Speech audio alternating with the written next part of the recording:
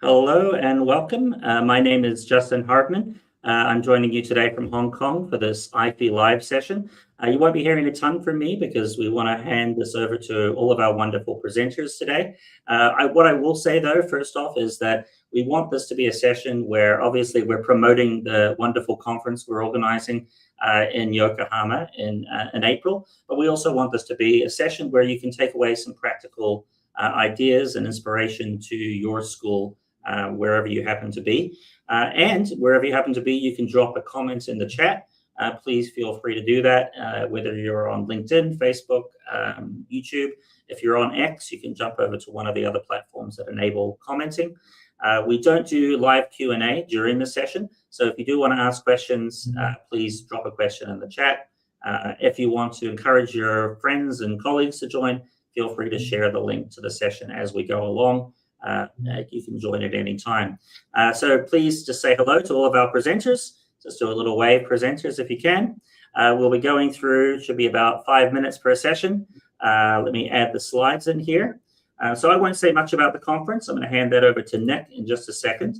And he'll introduce the conference. And then as we go through, I'll introduce each presenter as we go.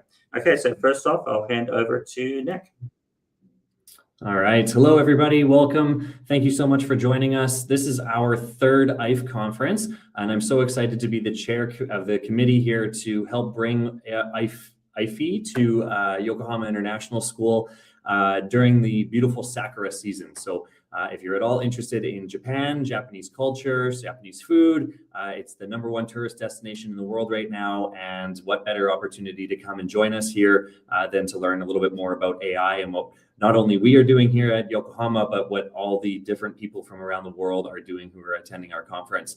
I believe the last time I checked, we have well over 100 people participating, and we have people from almost every continent. We have people from Africa, from Europe, from all over Asia, from North America joining us. And so it's going to be an amazing networking opportunity on top of all of the fantastic things that you're going to learn from our wonderful presenters who you will meet in just a few minutes.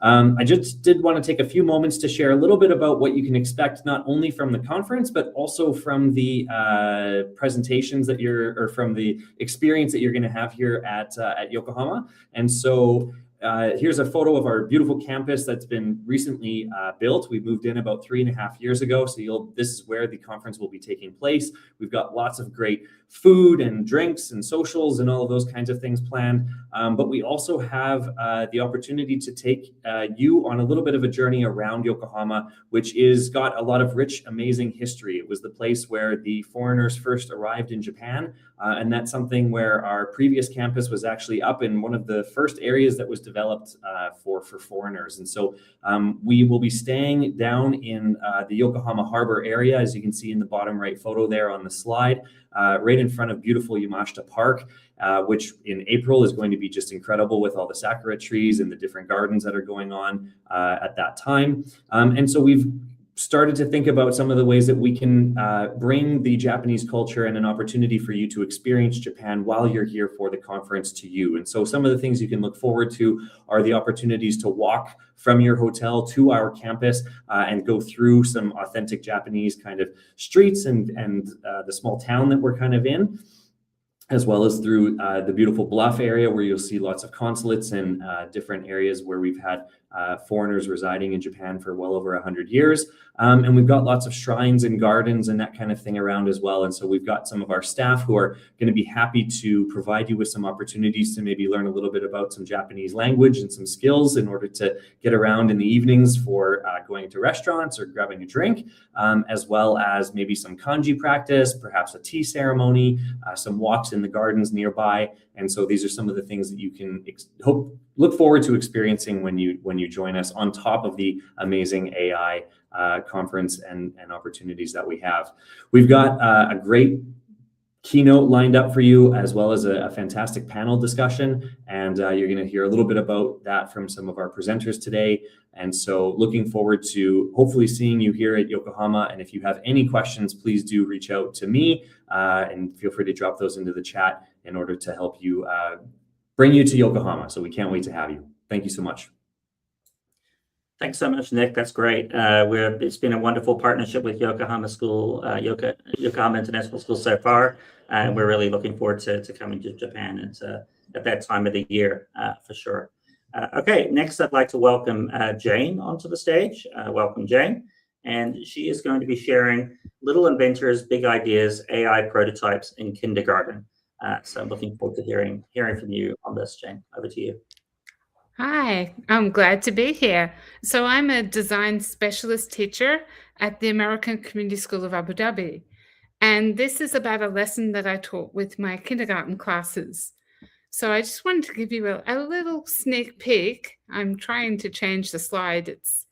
There we go. So this is where it all began. This was my inspiration. Who remembers this trend? This really caught my eye when it gave us an opportunity to see ourselves in a different light. And I found it really fun to see myself as a toy. What would my accessories be? What would my blurb on the toy box be? And I started to think of AI in a different way, of more of a creative tool. And I wondered, how could I bring this experience into the classroom in a safe way? So my students I see once a week, my kindergarten classes. That's showing a blank slide at the moment. I'm not sure what's going on here.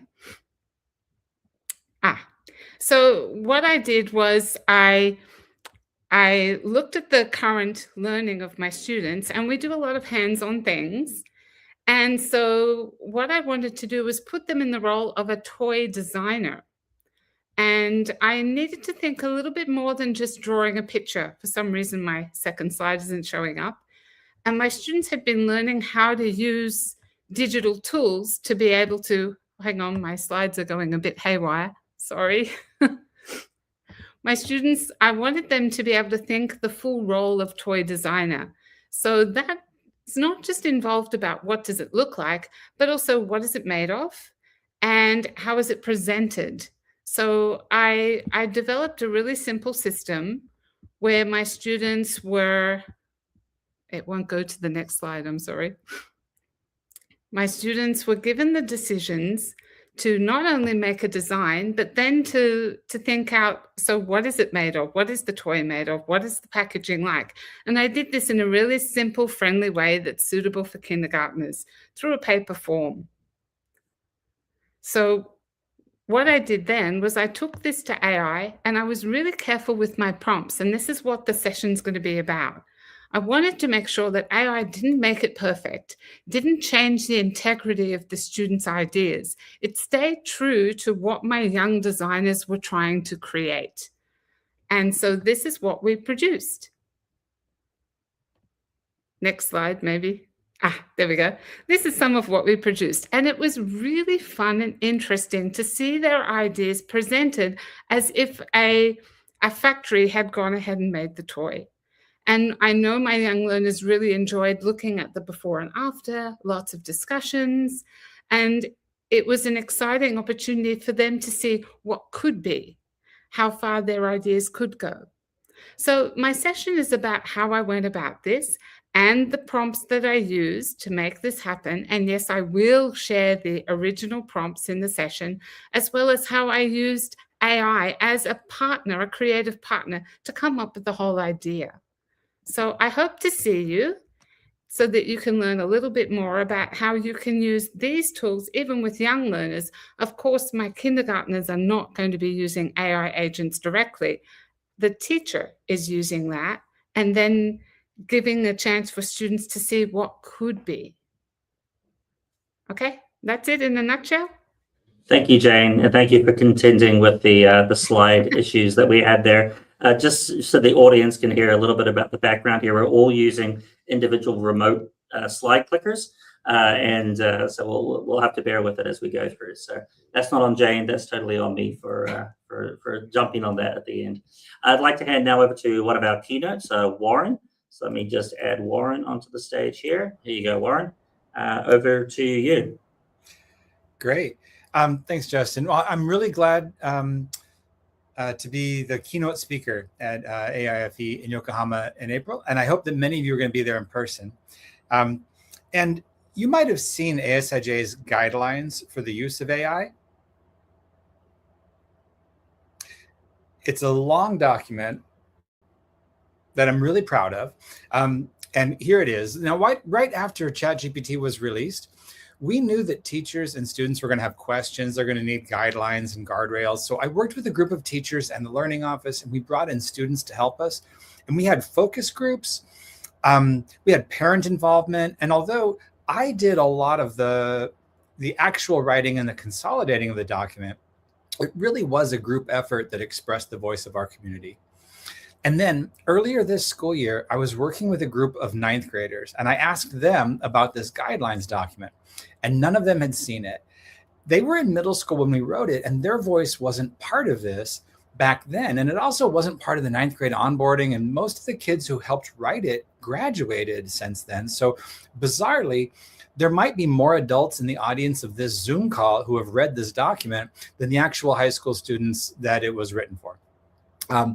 It's a living document that we keep up to date, but somehow the student agency fell out of it. And I'm working this year to try to fix that, because to me, student agency is really important when it comes to AI in education. I think it's important everywhere, but it's especially with AI. And that's the central message of my keynote on April 11th. I hope that you'll be there to see it. I was inspired by this high school student, Sam Barber, who wrote an opinion piece for a Substack called The Important Work. And this is what he said. I think if our teachers could actually talk to us about AI and explain why it's valuable to do the assignments on your own, we could avoid some of the risks using AI creates. I also want teachers to know that if we could exert more agency over what assignments we were doing, we might all be more interested in what we're doing and care more about learning. And I really love Sam's message here. And here's another good example about how we could have more student agency in our classrooms. A lot of us have guidelines posters like this one. I like the work that went into these posters, and I respect the work that Leon Furs has done on this. But if the only voice that's deciding what level we're on is the teachers, then this is kind of an AI police issue. Like, the teacher has decided on this assignment, I don't want you to use AI because I said so, that's why. And the kids who break her rule are cheating. Well, adolescents by nature push the boundaries, especially when they don't understand or care why those boundaries exist. So David Yeager wrote a book about it. It's called 10 to 25. Every parent and every teacher should read this book. It's fascinating. You'll learn something in every chapter that helps you in your job and is new to you. And it's also obvious in retrospect. If we want our kids to obey the class rules about AI, or about smartphones, or about chewing gum, or about what kind of shoes they can wear on campus, we're going to have to involve them in co-creating those rules and explain to them the reason behind the rules. So if there are still teachers at your school who are complaining about kids cheating, I really think we can solve that. It's a mix of clarity and agency. This is a quote from my friend Saba Quidwai. We don't have a critical thinking crisis. We have an agency crisis. The problem isn't that students won't think, it's that we haven't given them anything worth thinking about. When school feels like a game of compliance, do this, get that grade, move on, students learn to find the fastest path through, and AI just made that path faster. But when students have agency, when they're solving real problems for people, when their ideas matter, they don't want shortcuts, they want to go deeper. So I hope that you'll join us in Yokohama and learn a little bit more about that and about student agency. Thanks. Thanks so much, Warren. That's wonderful. And I really love the comment there about needing to, constantly refresh and re-involve the community around these AI guidelines, especially when AI is moving so quickly, right? It's not something where you develop the policy and then refresh it, 5 years later. You really need to be mindful about it on an ongoing basis. Absolutely. All right, next I'd like to welcome Mariana to the stage to talk about AI in action, practical strategies for educators and students. Over to you, Mariana. Good luck with the clicker. Thank you, Justin. Warren, those slides were amazing, and actually our work is kind of inspired by your work as well. So I will go briefly about what we're gonna do for our session. My co-presenter, Marianne, is not here today, so she will be joining us in Yokohama in April. So today I was briefly give you a little snapshot of what we're planning to do for that conference. So what we're trying to do is to reflect about this main question that we have when we joined to Fukuoka International School last year. As new teachers in this school, we were thinking about what are we doing with AI? Are we really integrating AI in the classroom, or we are just reacting about teachers complaining about students cheating, don't know what to do with these tools? And it was really a good first step for us to think about what are we doing in terms of AI integration in our school. So one of the things that we decide to do for 1 year work is we have a roadmap that we start working on. And this is something that we will be sharing during our session in Yokohama. Marianne is basically focusing on primary school, and I will be focusing more on secondary school. But we have 3 main targets that we want to share with all of you: community, pedagogy, and safeguarding. So our presentation and strategies about what to do in these 3 main elements is all about different activities that we have done in our school. Good things, bad things. What we want to share with the audience is mainly like, what are the things that we have done and work for us? And maybe there are things that you can try. I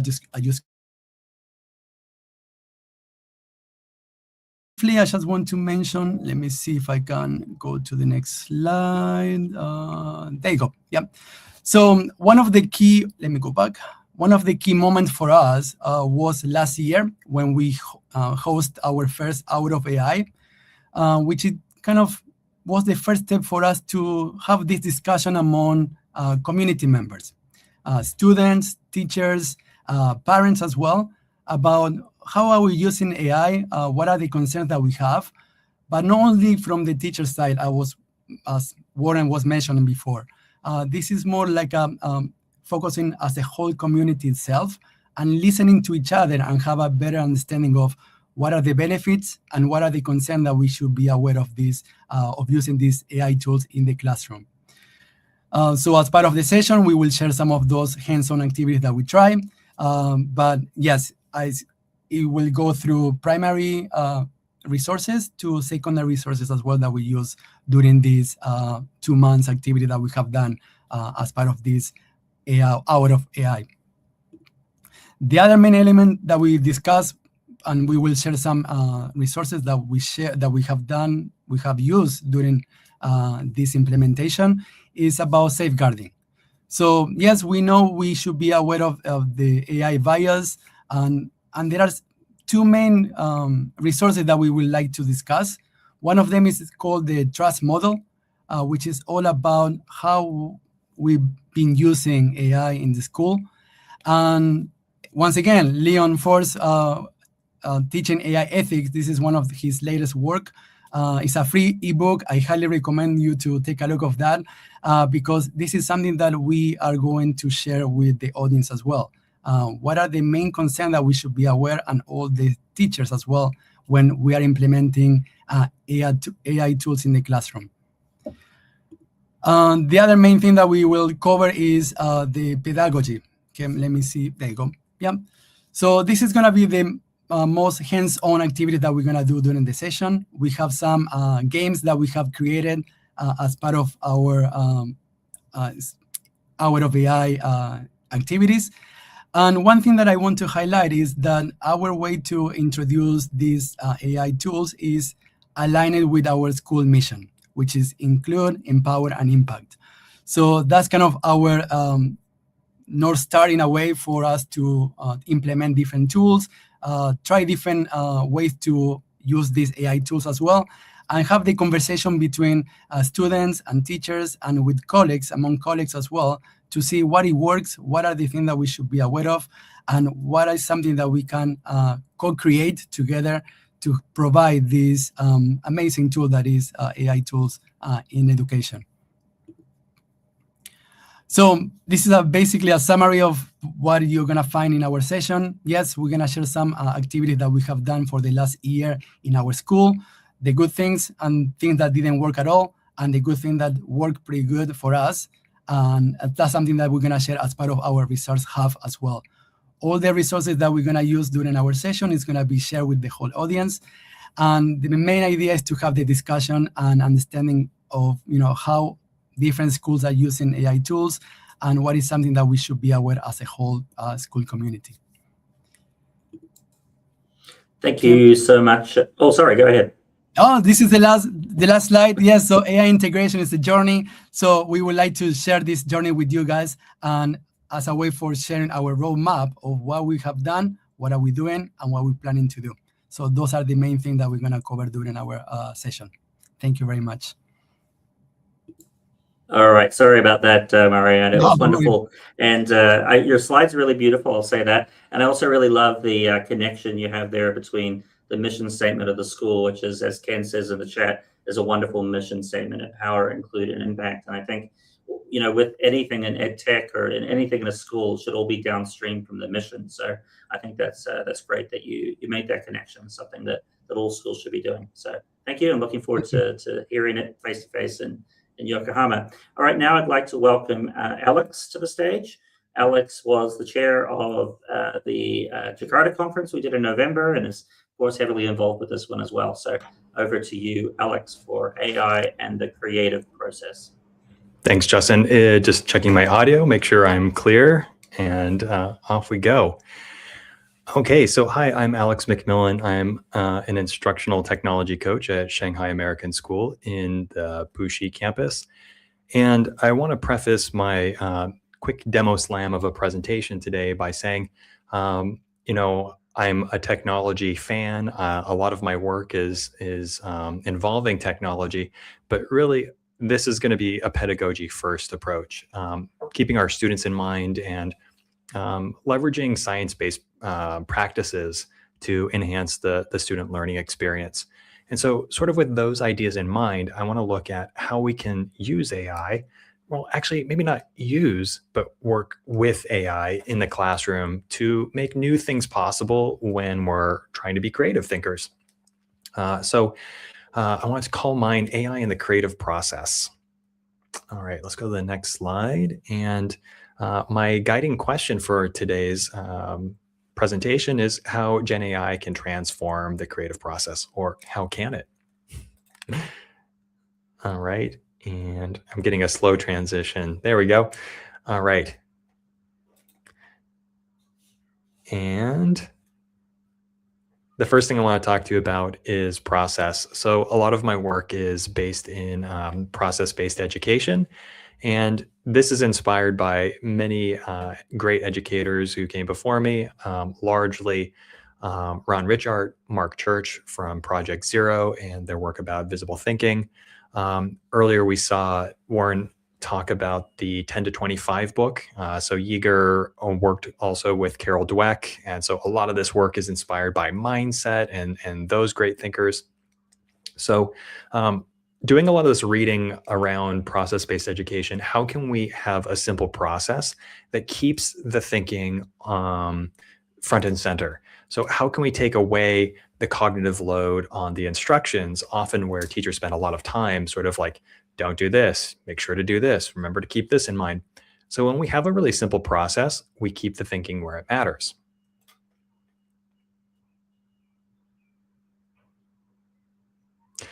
So some example processes that we might be familiar with include Project Zero's thinking routines. So we've all probably heard of See, Think, Wonder. That's one of the common ones. And there are hundreds more on their website. It's really amazing and worth checking out. Also, pre-AI processes would include research. Research is a really complex thing. So if students are doing an extended essay, it involves so many different steps, and it's meant to scaffold and support student thinking along the way with those really complex things. We might have a complex math problem that involves multiple steps and breaking it down, trying to understand it, trying to double check your work. The design cycle uses verbs like empathize, define, ideate, prototype, test. So it's that language that we're going to be pulling in as we look at an AI enhanced process. How about individuals and societies? We would have an inquiry cycle. If you work with an instructional coach, you might see a coaching cycle with plan, implement, reflect.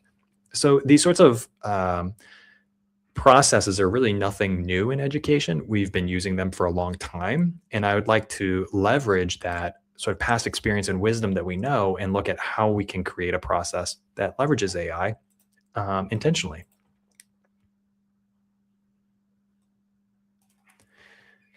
Okay, so an AI enhanced process would include these 4 elements. So it would include 1, chunks or steps along the way that sort of scaffold the thinking. And we want to build in different forms of thinking that we typically name with verbs. And in the case of AI, we might start building in new language around things like generate or prompt. And we might also start intentionally constructing processes, sort of like what Warren was referring to a minute ago, with students around our AI literacy. What can AI do? How can it support my thinking? What tools or what AIs might I have access to be a part of that process? And fourth, we make thinking visible. So when we're using a process, we can see the students thinking over time. And that's a wonderful way to help students to be metacognitive and to notice their own growth. It's also a way of being transparent so that we can see the students thinking over time.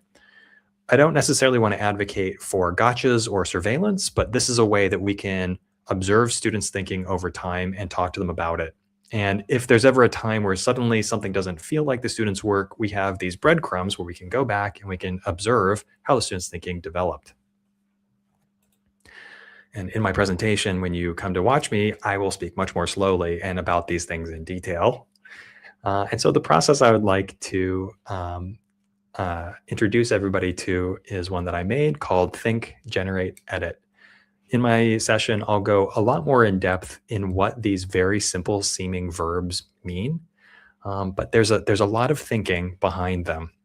And in essence, these are 3 steps to scaffold creative thinking. So please come and watch me so we can get a lot more depth behind those ideas.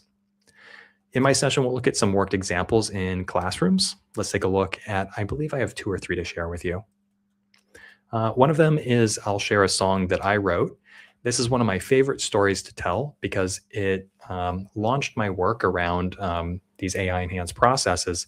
So I wrote a song entirely on my own, playing the guitar. And then I took that from my think phase into generate. I put it into an AI model called suno.com. And for 3 hours, I made many, many different AI songs.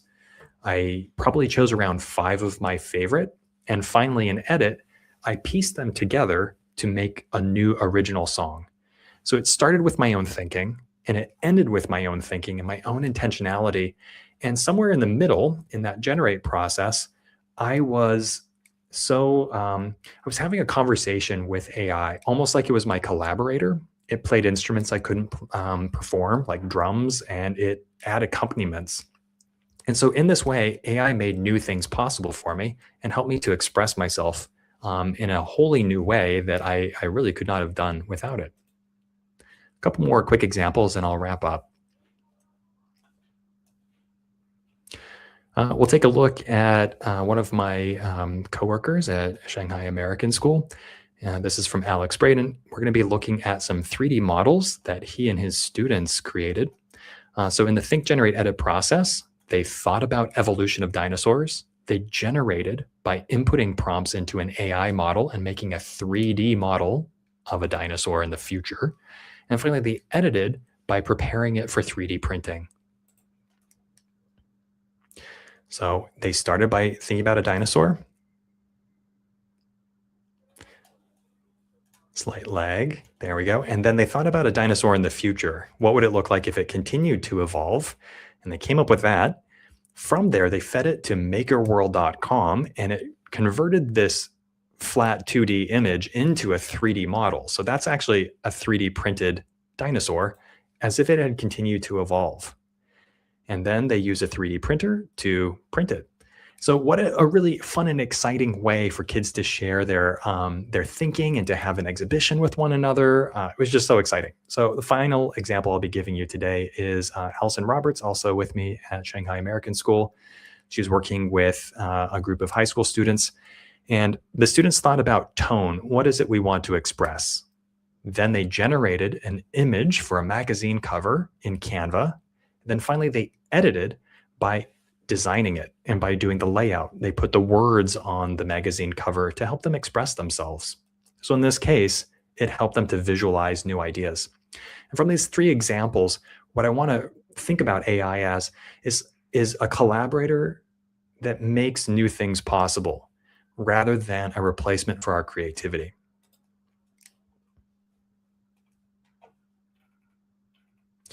I'll be giving you some more examples, but I realize I'm going slightly long, so I'm going to wrap it up with two closing thoughts. So in the conclusion, we'll be looking at comparing the idea, sort of a future of WALL-E, in which humans forget something fundamentally human, how to walk. We learn to be helpless because of our over-reliance on technology. And what we end up kind of doing, like the Dr. Saba Quidwai quotation Warren gave us earlier, is we look for the fastest path to completion, or what Denise Pope calls doing school. What I'd like to propose is an optimistic future in which we see something like Iron Man. We try to break boundaries. We try to make new things possible, and AI becomes sort of like Iron Man's Jarvis in his helmet. It becomes our superpower. And my final closing thought is, it's sort of like a future literacy. What kind of student would we like to put out into the future? Students who know how to use AI to enhance their thinking, their creativity, break boundaries, or students who kind of are over-reliant on AI and don't really know how to write independently or to be creative. So please come and join my session. Really excited to be part of this wonderful conference. Thanks so much, Alex. Sorry for the delay on the slides there. I think they were going up to space, back down again, back up again, every single time. It actually weirdly reminded me of when you use AI and you type in the prompts and it's like thinking every time the slide went by. It's okay. I was ready. I watched a few of the presenters before, so I had the chance to just like fill it in a little bit. Click it early. We're figuring it out as we go along. Okay, all right. Now I'd like to welcome Carrie Lee to the stage. Let me just add in Carrie Lee's video here. Where are you, Carrie Lee? There we go.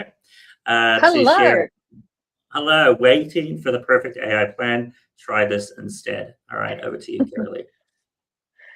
Thanks so much, everyone. Look, I'm just listening to all of these presentations, and I know that so many of us are grappling with the same sort of dilemmas in our schools about how we can move forward with AI in a way that's going to help our kids learn and our teachers learn, but it's not going to shortcut thinking.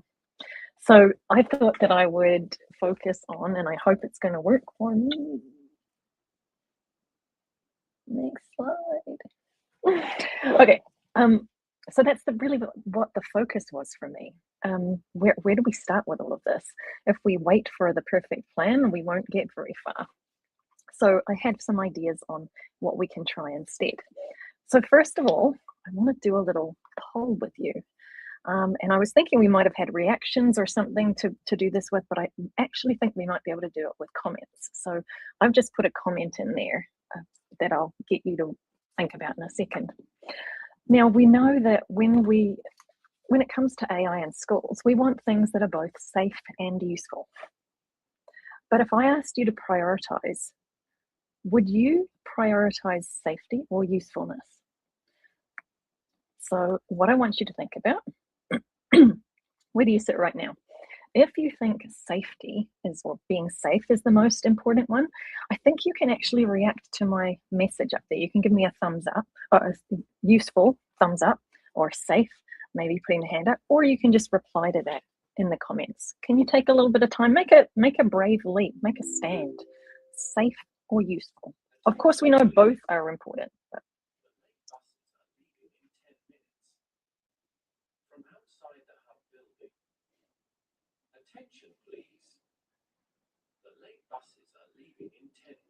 so it's almost an even split from what I see right now. 6 thumbs up and several safes in the other one. There's no wrong answer, don't panic. So if we focus on safe, what happens when we prioritize safety?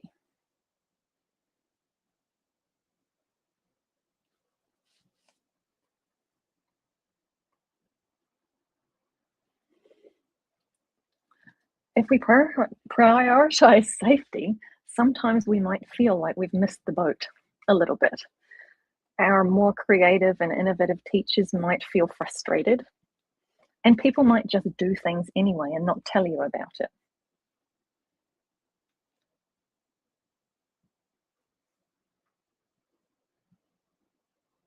And what happens if we focus on useful? If we focus on usefulness, it's really hard to rein people in from their thinking.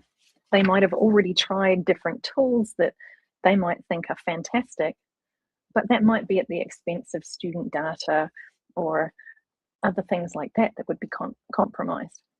And this tension, this shows up in every school. And there isn't really one correct way of working or knowing what to do. And that makes it really tough for us as educators to know where to begin. So how can we balance being safe and being useful while helping teachers to develop their understanding and use of AI? That was where I started with this presentation. And so I thought that I would focus a little bit on play. I think play is a foundation that gives teachers and schools a way of exploring AI without being forced into decisions too early. So how do we do that? Well, at Western Academy of Beijing, which is where I'm working, we have given teachers opportunities to notice. We've given them opportunities to try things and to talk with others in low stakes sort of fun environments.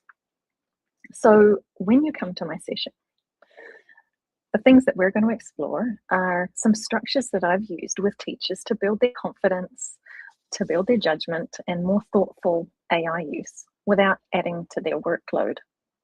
So in the session, we'll unpack what these look like in practice and how you can design them for your own context. So I just wanted to give you a teaser first and hope that you would join me in having a little play.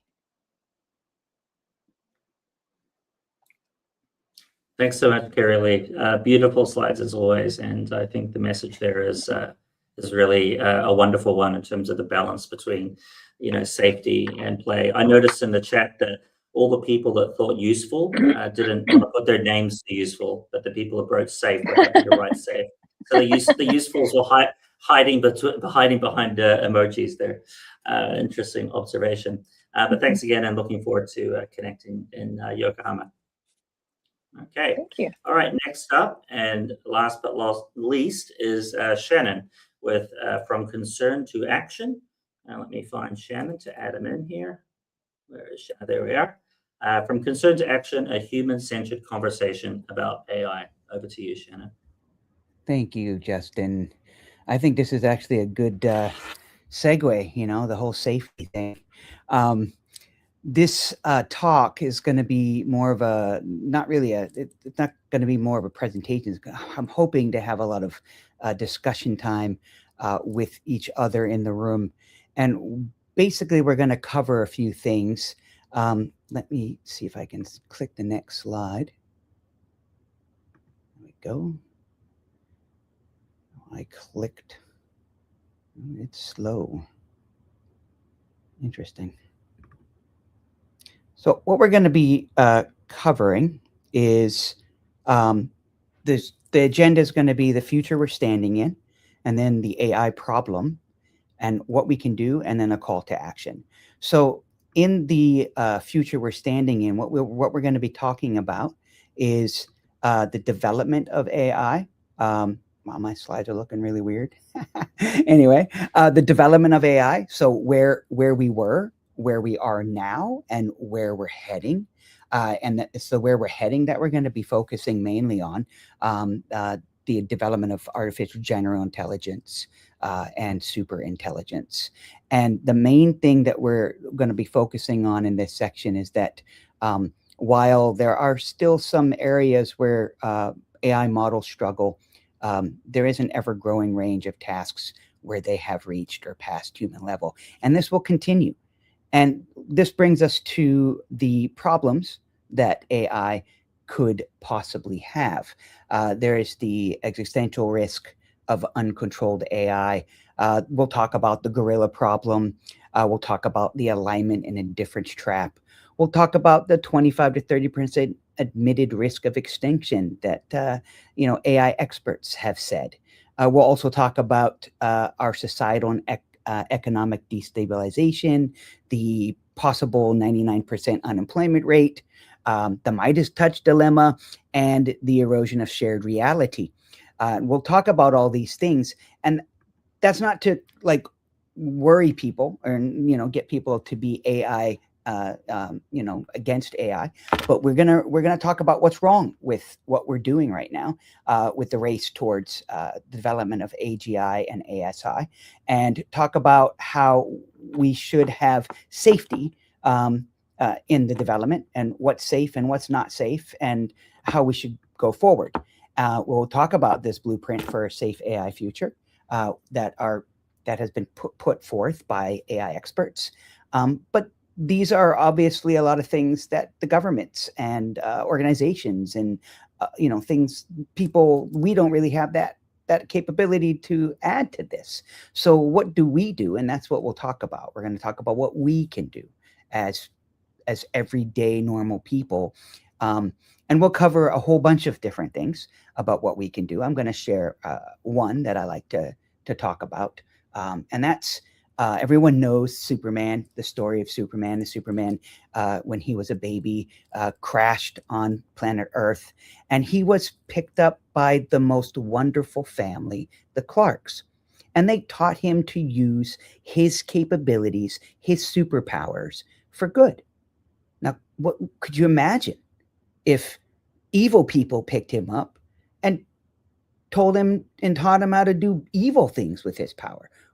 That would be terrible. So what I've learned is that we have to be good parents to AI. And the reason I say this is not because of my own thought, but from what other people have said, experts in the field, is that AI doesn't learn ethics from its training data. It learns the ethics by how we interact with it. So if we can do things ethically and we can interact with AI in an ethical way, we're starting to train the AI in what it looks like to be good. And that's going to be a good positive thing to move forward. We'll end with a call to action.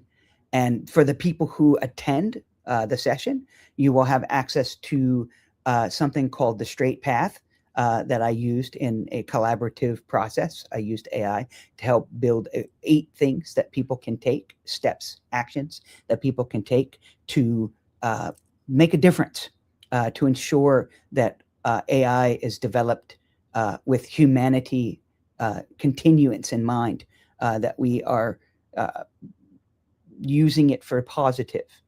So everyone will be able to get a copy of that.